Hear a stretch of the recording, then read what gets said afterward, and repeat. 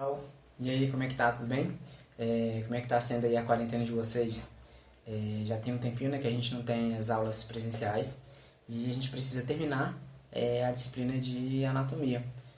Tivemos 3 aulas de anatomia e aí a gente vai terminar essa disciplina com essa parte online, né, que é a conclusão da disciplina, onde a gente vai ver um pouco sobre a parte de osteologia, parte de antropologia forense.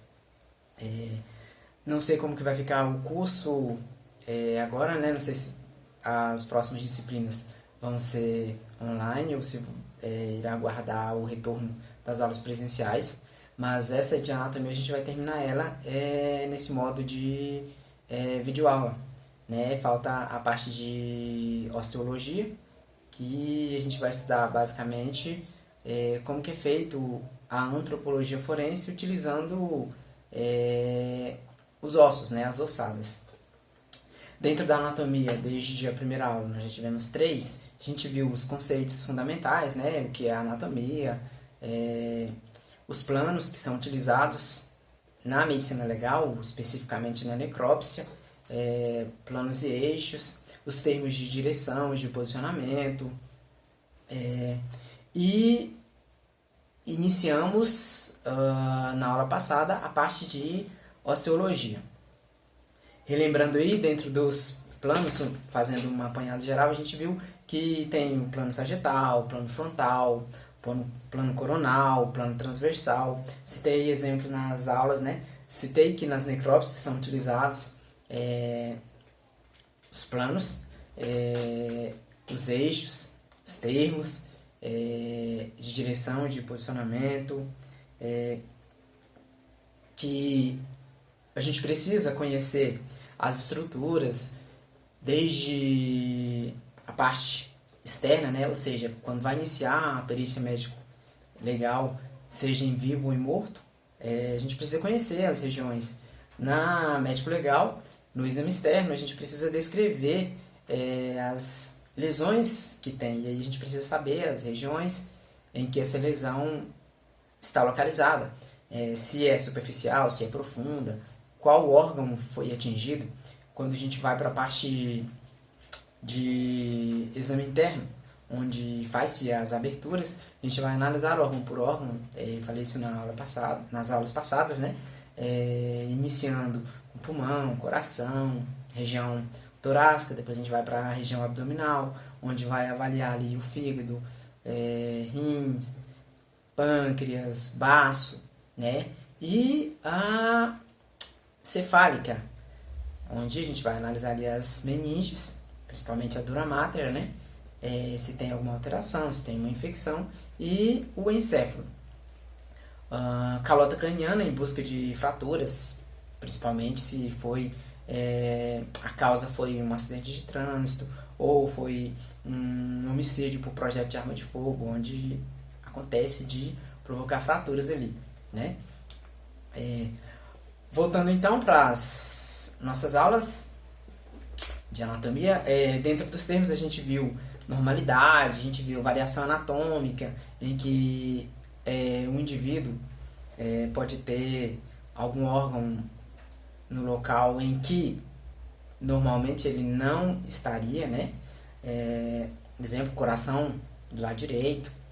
A gente vê as anomalias que são menos encontradas na população. Depois a gente vê a monstruosidade, o conceito de monstruosidade. Citei os exemplos, né? Vimos a parte de esqueleto apendicular, esqueleto axial, onde o apendicular está relacionado aos membros, né? Membro superior, membro inferior, e o axial, crânio e os ossos do tórax e coluna vertebral. Dentro dessa parte de osteologia entra uma parte de suma importância para a medicina legal, que é a identificação médico-legal e a identificação odonto-legal, onde essa identificação médico-legal vai depender de vários fatores, né? E o que seria essa identificação médico-legal? É aquela que vai determinar no vivo a identificação do indivíduo, ou não só no vivo, no cadáver, nos fragmentos destes mesmo cadáver, ou ainda em ossos, por meio de procedimentos médicos ou paramédicos, aplicáveis somente em perícias médico-legal. Um exemplo, encontramos uma ossada e nessa ossada não tem tecido nas mãos que possa coletar impressão digital, ou seja, não é possível coletar impressão digital ali. Se não é possível coletar as impressões digitais, nós sabemos, a gente viu lá na medicina legal, né, que na identificação são 3 procedimentos que devem ser seguidos, 3 etapas, né? Primeiro a gente vai com a impressão digital, se não for possível identificar por meio de impressão digital, a gente vai para a odonto legal. Se não for possível pela odonto legal, a gente vai para o DNA, que é em último caso. No caso de ossadas, a grande maioria é feita a identificação por meio da odonto legal, só que para fazer essa identificação por meio da odonto legal, precisa-se de ter-se um prontuário do indivíduo que está sendo questionado, né? Não tem como fazer a identificação sem ter uma comparação. Vocês lembram que para fazer a identificação é sempre por meio de comparação, né? E se não for possível pela odonto legal, a gente vai para a terceira via, que é a via genética, ou seja, por meio do exame de DNA. E essa é uma via mais difícil, mais demorada, né? Nessa identificação, vai avaliar então a espécie, né? A raça, o sexo, a altura, a ancestralidade. São sinais característicos do indivíduo que vai ser analisado por meio do que nós encontrarmos ali, ou seja, do que foi encaminhado para o Instituto Médico. Basicamente a ossada. Quando a gente vai falar de osteologia, a gente vai estar tratando mais com os ossos, né? E só que para se fazer isso, primeiro a gente tem que determinar se esse osso que está chegando ao instituto é um osso humano ou animal, né? Como que a gente vai fazer essa determinação? Se chegou lá no local, tem uma ossada, tem dúvida se essa ossada é humana ou animal, então a gente vai ter que fazer algumas análises. Primeiro a gente vai observar a característica morfológica dos órgãos. Como que é a morfologia desses ossos, né? É característico de ossos humanos ou animal? Porque todos os ossos têm suas características, têm sua morfologia, a sua forma morfológica. Como que ele está apresentando ali? Ele é mais largo, ele é mais comprido, vai depender do tipo de osso. Os ossos humanos são assim, então a gente vai analisar a parte morfológica. Depois vem radiográfico. Radiográfico quando serve também para identificação, quando o indivíduo fez alguma cirurgia, e aí nessa cirurgia ficou pinos, ficou algum traço de que aquela pessoa que está desaparecida fez cirurgias, né? A forma das superfícies articulares, isso quando vai analisar as articulações. Como que é essa articulação? Ela é compatível com a articulação humana ou não? Né? Além do histológico. No histológico vai analisar a parte tecidual, vai se ver os tecidos daqueles ossos que foram encontrados. Por quê? Tem determinados constituintes que tem no animal e no humano não tem, né? Então, é um apanhado de características, é um apanhado de estruturas a gente vai analisar e que tem uma sequência. Você vai para a morfologia, se pela morfologia já deu para identificar que é humano, não precisa passar para as outras características, né? Se uma só já individualizou, já deu para identificar que é humano, pode-se proceder então os outros exames. Por quê? Só vai fazer uma perícia médico-legal em uma ossada, né? Parte de osteologia, se aquela ossada que está chegando ao Instituto Médico é humano, porque se não for humano não precisa fazer a perícia, tá? Então, dentro dessas características, tem-se dentro dessas características, para saber se é humano ou não, tem os canais de Haber, a forma. No humano, ela vai ser oval, no animal vai ser circular, né? O diâmetro, no humano, vai ser de 30 a 50 micras, enquanto que no animal vai ser de 20 a 25, menor que 100 micras, né? A densidade no humano vai ser de 8 a 10, no animal vai ser de 13 a 55. A direção dos canais de Haver no humano ela vai ser paralelo com eixo longitudinal, enquanto que na animal vai ser inclinada com eixo longitudinal. O tecido laminar ósseo no humano ele é raro, enquanto que no animal ele é frequente, né? O índice medular no humano vai ser de 0,45, enquanto que no animal vai ser maior que 0,5, vai dar até 0,77. Som a percussão, quando você toca naquele osso e bate, faz a percussão, no humano vai ser um som assim abafado, enquanto que no animal vai ser um som metálico. O peso, a densidade, no humano ele é menor, no animal ele é maior. Bom, galera, uma outra característica que é utilizada na osteologia, né, na parte de antropologia forense, é a determinação do sexo. E essa determinação do sexo, a gente avalia várias características da ossada, né? E com isso é possível individualizar, é possível caracterizar se aquela ossada pertence a uma pessoa do sexo masculino ou uma pessoa do sexo feminino. Para isso tem alguns ossos que são utilizados com maior frequência, né? E que são preferíveis ser utilizados para essa determinação. Só não utilizamos esses ossos quando encontramos uma ossada ou chega ao instituto uma ossada e não foi possível encontrar esses ossos de referência. Por exemplo, o crânio é um osso que ele é bem utilizado para a determinação do sexo. Além do crânio, a mandíbula, né? E os ossos do quadril. Os ossos do quadril, eles são bem utilizados também nessa determinação do sexo. Onde a gente vai analisar a característica do osso, se ele é um osso mais delicado, se é um osso mais robusto. O ângulo, quando se está utilizando os ossos do quadril, a gente vai analisar ali o ângulo subpúbico ou subpubiano. Não se preocupem que mais à frente tem a ilustração de como que é esse ângulo, né? Onde no homem esse ângulo ele é mais fechado, ele é menor que 70, tá? A gente mede, para isso tem perimetria, onde a gente analisa os ossos medindo algumas estruturas. E aí quando a gente mede esse ângulo, quando o ângulo dá menor que 70, né, ele é fechado. Quando ele dá maior que 80, ele é considerado aberto, né? Então, no homem, ele vai ser menor que 70. Vai ser um ângulo subpúbico fechado.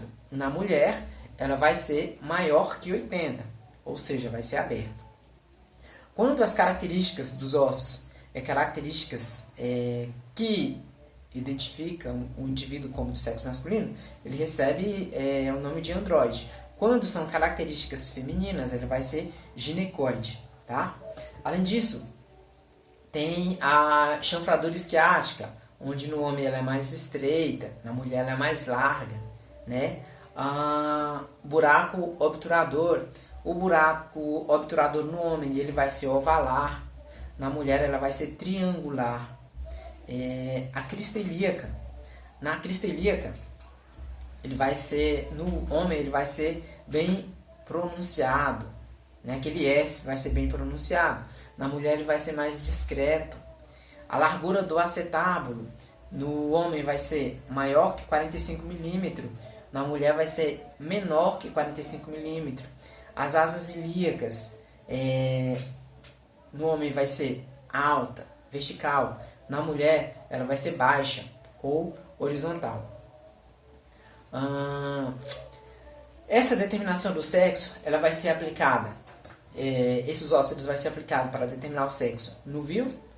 Não tem tanta dificuldade porque o indivíduo já está ali, já tem as características, né, sexuais secundárias bem definidas, a não ser que chegue no cadáver ao instituto médico e por algum motivo foi retirado os órgãos genitais, né, alterado as mamas, porque é bem diferente. No cadáver recente, é fácil fazer essa identificação. Agora, quando o cadáver já está em estado avançado de decomposição, ele é mais difícil. Quando o cadáver é carbonizado, também é mais difícil. Aí a gente precisa procurar esses elementos que individualize sexualmente, que caracterize sexualmente esses indivíduos. No esqueleto, vai ser basicamente a análise dos ossos, medir, né, e analisar a morfologia desses ossos. Em ossos isolados, é possível, por exemplo, se você chega no local e não tem aqueles ossos que são usados habitualmente para identificar sexualmente o indivíduo. Então você vai ter que partir para outro tipo de osso. E aí a gente utiliza os ossos longos. Tem-se na literatura uma tabela em que pela tabela dá para você saber se é masculino ou feminino. Para isso você precisa fazer a perimetria desse osso. Ou seja, o que é perimetria? Medir esse osso. Você mede e vai analisar na tabela, vai comparar com a tabela e a tabela vai indicar se é masculino ou feminino. Porém, só é utilizado quando os ossos principais que individualizam o indivíduo sexualmente, por exemplo, crânio, os ossos do quadril são os principais, né? Mandíbula. E aí, quando esses ossos não são encontrados, aí parte para ossos que foi possível levar. E aí utiliza como padrão os ossos longos. Por meio da perimetria dá para você saber se é masculino ou feminino.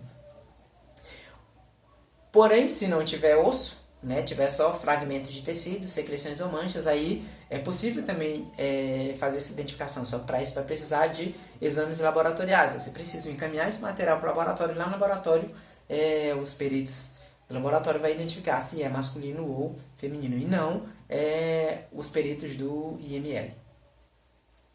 Os aspectos sexuais do esqueleto. Então, importância do esqueleto na determinação do sexo. Os ossos principais, como eu falei, tem alguns ossos que são referência para essa determinação. E aí a gente vai para os ossos da pelve, né? O crânio, a mandíbula e quando não tem esse, tem demais ossos como as vértebras e o fêmur. As vértebras são utilizadas as primeiras vértebras, né? Então as primeiras vértebras são referência para indicar se é do sexo masculino ou feminino. Tá? E aí a gente utiliza um conjunto, não é que vai ser um osso só para fazer essa identificação quanto ao sexo. Vai ser um conjunto de características. Essas características é que vai dizer se a ossada pertencia ao indivíduo do sexo masculino ou do sexo feminino. Quanto ao crânio, quando a gente vai analisar o crânio, observa-se então o aspecto dele, né? E esse aspecto vai caracterizar se é mais androide ou ginecóide, ou seja, masculino ou feminino. Quanto à aparência, né? Quanto à aparência, ele pode ter uma aparência grosseira ou uma aparência delicada. Quando ele tem uma aparência grosseira, está tendendo para o masculino. Por quê? O crânio de um indivíduo masculino ele tem uma aparência mais grosseira. O crânio de um indivíduo feminino ela é mais delicada. A glabela ela vai ser mais rugosa no homem, né? E mais plana na mulher. O arco superior das órbitas, ou seja, arcos supraorbitários. No homem ele vai ser saliente, na mulher ele vai ser mais discreto. Os bordos orbitários, no homem ele vai ser arredondado, na mulher ele vai ser cortante. O contorno frontal, no homem vai ser mais inclinado, na mulher ele vai ser mais elevado. Os processos mastoides, ele vai ser grandes e rugosos no masculino, né? No homem, e pequenos e lisos no feminino. Os côndilos occipitais, no homem ele vai ser longo e delgado, enquanto que na mulher ele vai ser curto e grosso. Os ínions, no homem ele é mais proeminente, na mulher ele é mais discreto. As linhas nucais, no homem ela é rugosa, enquanto que na mulher ela é plana. O mento, no homem ele vai ser um mento mais quadrado, enquanto que na mulher ele vai ser pontiagudo. Aqui, estou mostrando a figurinha onde a gente tem os elementos principais que vai individualizar no masculino, né? E no feminino, onde a gente tem aqui processo mastoide na mulher, ela é menos proeminente, ela é mais delicada, enquanto que no homem ela é mais proeminente. Ó. Feminino, ele não é tão saliente quanto no masculino, ele é bem maior. A mesma coisa aqui, ó, o feminino você não tem tanta diferenciação. Já no masculino ele é mais proeminente, ó. Então são algumas das características que são encontradas no crânio que vai individualizar como, vai caracterizar, na verdade, como masculino ou feminino. Além disso, tem os outros ossos que podem ser utilizados. Quando que esses outros ossos vão ser utilizados para caracterizar como masculino ou feminino? Quando o crânio não está presente, porque se o crânio estiver presente, você vai analisar ali o crânio e por essas características que eu falei, dá para você já olhar e falar, opa, isso aqui provavelmente é de um indivíduo do sexo masculino, né? Ou, opa, isso aqui é do sexo feminino. Então, são características que não deixam dúvidas quando você analisa ele, analisa o conjunto das características do crânio, então dá para saber se é de um homem ou de uma mulher, se essa ossada pertence a masculino ou feminino, se é andróide ou ginecoide. Então, analisou-se a ossada, e aí na ossada não veio o crânio. Como que a gente faz para determinar se é masculino ou feminino, né? Já que chegou a ossada no instituto, ou você foi no local que foi encontrado e o crânio não estava presente. Para isso, então, vai ter que se analisar os outros ossos, né? Como eu falei, tem uma sequência de ossos que são caracterizados como masculino ou feminino. Para isso tem uma tabela, e essa tabela tem valores especificados.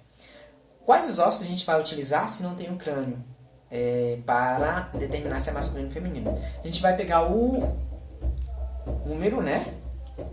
Do braço, cabeça do úmero, e aí vai medir. No masculino, no homem, a cabeça do úmero vai ser maior que 40 milímetros. Na mulher, vai ser menor que 35 milímetros. Tá?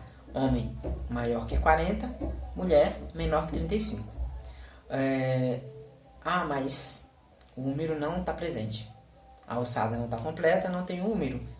Mas tem o rádio? O rádio está lá. Se o rádio está, a gente vai pegar o rádio e vai medir. No homem vai ser maior que 20 milímetros. Cabeça do rádio, maior que 20 milímetros. É masculino. Menor que 20 milímetros. É feminino. Além da cabeça do úmero, cabeça do rádio, tem também a cabeça do fêmur, né? Em que o masculino vai ser maior que 45 milímetros e o feminino menor que 40 milímetros. Depois a gente vai medir a diáfise do fêmur, o comprimento dele lá, né? A diáfise do fêmur vai ser maior que 35 milímetros, masculino. Maior que 31, masculino. Menor que 27, feminino. Então, vimos os ossos longos dos membros, úmero, rádio e fêmur. Pode-se utilizar também o atlas. O que é o atlas? O atlas é a primeira vértebra cervical. A primeira vértebra cervical está ali, a gente vai medir, né? Largura do atlas, a largura dela. Se for maior que 73 milímetros, pertence ao indivíduo do sexo masculino. Se for menor que 72 milímetros, pertence ao indivíduo feminino. E aí vai observar também as calcificações costais. Tem costela? Tem. Como é que está essa calcificação? Se a calcificação ela é periférica, não está no centro, provavelmente é de um indivíduo do sexo masculino. Se essa calcificação está central, está no centro, então está no meio, ele provavelmente é de um indivíduo do sexo feminino. Então, esses são fragmentos ósseos que é utilizado para se determinar se o indivíduo é masculino ou feminino. Então, cabeça do úmero, cabeça do rádio, cabeça do fêmur. Além da cabeça do fêmur, a diáfise do fêmur, o comprimento dele, né? Epífise são as extremidades, Diáfos, o corpo, tá? E a largura do atlas, ou seja, vai pegar a vértebra atlas, que é a primeira vértebra, e vai medir a largura dela. Se for maior que 73, masculino. Menor que 72, feminino. Além disso, observar os arcos costais, as costelas, como é que está essa calcificação. Se está mais nas laterais ou se está no centro. Se está na periferia, masculino. Se está central, feminino. Além disso, tem também os ossos do quadril, onde vai se pegar a largura superior do sacro, né? O comprimento da largura da primeira vértebra sacra, e vai medir também. Todas essas características é por meio de perimetria, a gente vai medir. Com essas medidas, dá para inferir se é masculino ou feminino. Aqui dá para a gente visualizar o que é medido. Faz essas medições.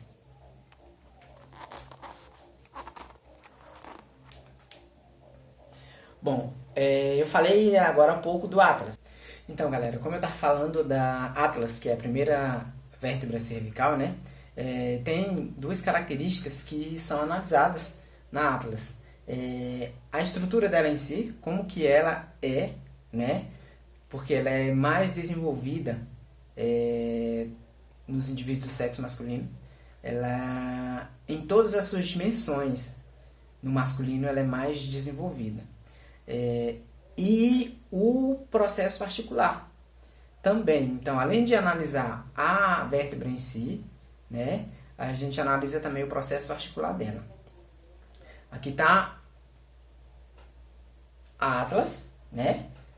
No masculino ela é bem mais desenvolvida, a estrutura dela é totalmente diferente do que no feminino. Isso aqui é um atlas de um indivíduo do sexo masculino, atlas de um indivíduo do sexo feminino. Os processos articulares são essas estruturas aqui, No masculino ela é diferenciada, do que no feminino. Então, no masculino, como eu falei, ela é bem desenvolvida. Ela é maior e é diferenciada do que no feminino. Quando a gente vai analisar o processo articular, o processo articular superior, masculino e feminino. No masculino, ele é mais comprido, ele parece uma sola de sapato. Estão observando que ele é diferenciado? Masculino, ele parece uma sola de sapato, ele é comprido, enquanto que no feminino, ele é menos desenvolvido, ele é mais curto e mais largo. Masculino, ele é maior, comprido e mais fino, parece uma sola de sapato. Enquanto que no feminino, ele é mais curto e mais largo. Então, tem essas diferenças básicas quando se fala em cervicais. Então, quando nós encontramos as vértebras, a primeira coisa é observar se tem cervical lá. Quando que não vai ter cervical? Quando que não vai ter vértebras no local? É recorrente a gente chegar num local em que é encontrado uma ossada, tanto faz ser um local de crime ou um encontro mesmo de cadáver, um encontro de ossada, né? Que às vezes o indivíduo, principalmente no interior, sai para caçar e acaba morrendo, sofre ali um infarto, alguma coisa, e morre por morte natural.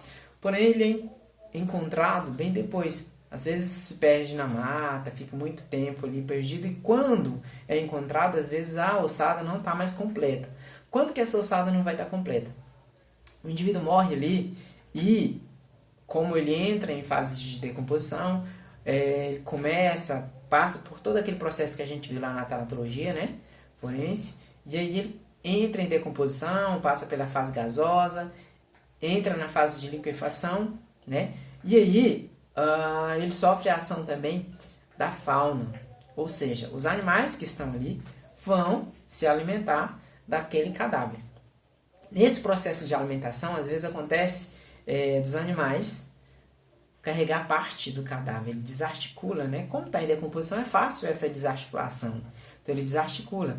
E aí o animal acaba carregando partes dessa ossada, né, desse cadáver para outros locais. Por isso, quando a gente vai fazer uma remoção que é uma ossada, você tem que observar bastante ali o local em que essa ossada foi encontrada e a adjacência. Por quê? Porque pode ser que essa ossada não esteja completa, né, no local. Pode ser que próximo dali tenha partes dessa ossada. E aí a gente tem que observar as vértebras, por exemplo. A vértebra é pequena, então pode ser transportada de um local para outro. E aí, como ele é um dos elementos que identificam o indivíduo como masculino e feminino, é importante ter essas vértebras ali. Além disso, a gente tem que observar também a questão de ossada, se todos os ossos estão presentes, porque pode ser que não seja morte natural. Pode ser que seja uma morte violenta. E aí a gente vai procurar nesses ossos vestígios de violência.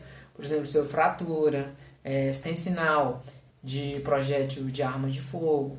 Né? Porque como é ossada, se for um homicídio, por exemplo, teve projétil de arma de fogo e o homicídio foi ali, provavelmente no local da ossada vai estar os projéteis ali. Então a gente tem que analisar a ossada no local ali, quando a gente está fazendo a perinecroscopia, né? Vocês lembram o que é a perinecroscopia? Que é o local que é a vistoria, o exame que é feito no local de crime. Então a gente analisa ali e vê se tem algum projétil por ali ou nas adjacências, né? Porque quando é morte violenta, homicídio por projétil de arma de fogo, o projétil tem que estar ali. Como é ossada, se o projétil estava na matéria orgânica, no músculo, como ele entrou em decomposição, se não tem mais músculo, o projétil vai estar ali. Então a gente tem que procurar esse projétil, né, para ser uma perícia completa. Além disso, a gente tem que procurar todos os ossos. Então, além de procurar no local, a gente vai procurar nas adjacências, porque pode ser que próximo do local tenha osso, né? E se falando em osso, a gente tem que ter em mente, tem um tipo de osso que ele é de suma importância para a identificação, que são os dentes. E aí, quando o cadáver está em estado avançado de decomposição, os elementos dentários eles tendem a soltar. Dependendo do tanto de dia, ele fica mole e aí ele cai. Quando a gente vai fazer uma remoção de um cadáver em estado avançado de decomposição, a gente tem que se atentar a esses elementos dentários. Tem que observar ali se está faltando algum dente. Porque se ele está faltando, lógico, pode ser que o indivíduo não tinha esses dentes. Mas você vai analisar e vai tentar procurar no local ali se não tem elementos dentários próximos. Por quê? Porque esses elementos dentários vai facilitar na identificação do indivíduo. Se não tiver mais digital, for precisar passar pela parte de odonto legal, a odonto legal vai precisar dos elementos dentários, né? Além desses elementos dentários, ele tem que ter também o prontuário odontológico, né? Se não tiver o prontuário odontológico, não tem como fazer esse confronto.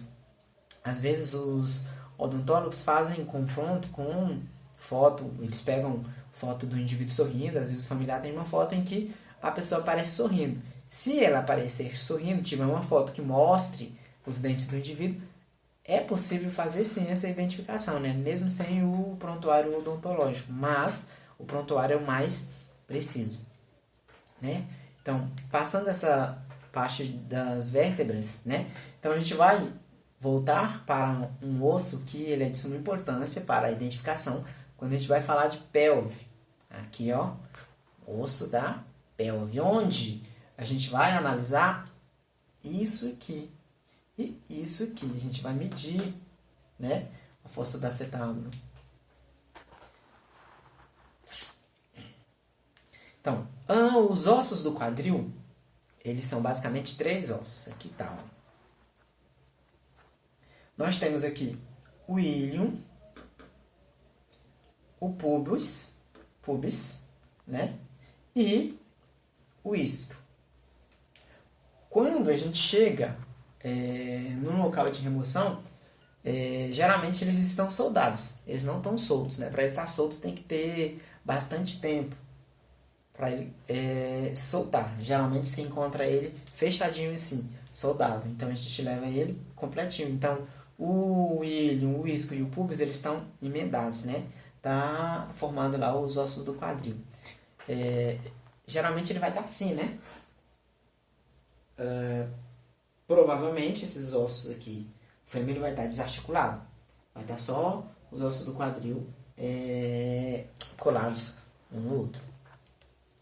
Então, Esses ossos são de suma importância, né, para a identificação, né?